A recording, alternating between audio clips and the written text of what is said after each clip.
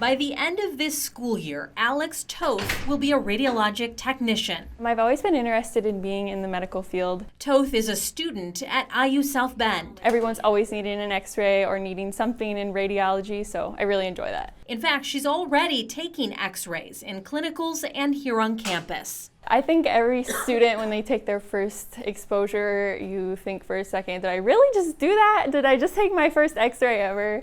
And it's very exciting, but it's also nerve-wracking because it is harmful to patients and you have to be very specialized on what you're doing and making sure that you're doing it correctly.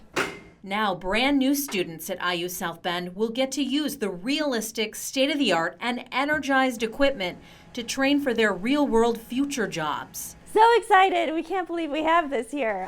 We've been working on it for so long. This is the Dwyer Healthcare Simulation Center. It's a $10 million training and simulation center for future nurses and radiology technicians. But the brand new students that come in that have never been in a clinical space before, maybe even a hospital setting, they get to practice all those really tough skills here, those patient care skills, working with radiation. Make those mistakes here before you go into the community and image real patients. The Simulation Center does just that. It simulates what these students will see and do in the real world. It's a major step for the college, which has not had an energized radiologic lab in the past. Yeah, so the equipment we had before was not energized, and that means it wouldn't emit x-rays. So the students just had to practice positioning each other, but they couldn't actually take the exposure. But now they're able to take the exposure, use live x-rays, and then analyze and evaluate their images. We watched as students took exposures and then immediately saw the result.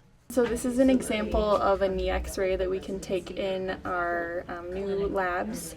So we're actually able to position the patient and then we can see the outcome of the image after we take it. That way we can improve our positioning based on how the image comes out. And here, where the patient is mostly synthetic, the students are allowed to make mistakes and learn from them. You want the confidence of the staff working at a hospital or a technologist knowing exactly what they're doing so they're not hurting the patient. They know what they need, anatomy they need to cover, they know what the physician wants.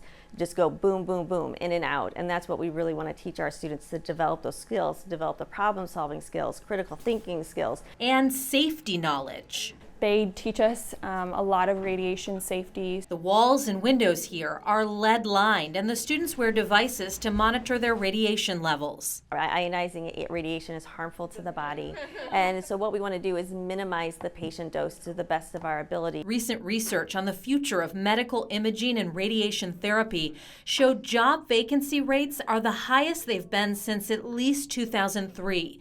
It also found that while job openings increased, the number of people taking their certification exams has decreased. It's why there's an urgency to the work happening here. So at the hospitals, you do a little bit of everything. You can be in the ER one day and the next day you can be in fluoroscopy and then the next day you can be in just general x-ray. So I like that I can do a little bit of everything and I don't have to specialize in just one area. You may soon see Toth the next time you visit the hospital. As a future healthcare worker, what she's doing here will prepare her for what happens out there. Thanks for watching. Here's another story you may like, and subscribe to the WSBT 22 YouTube channel.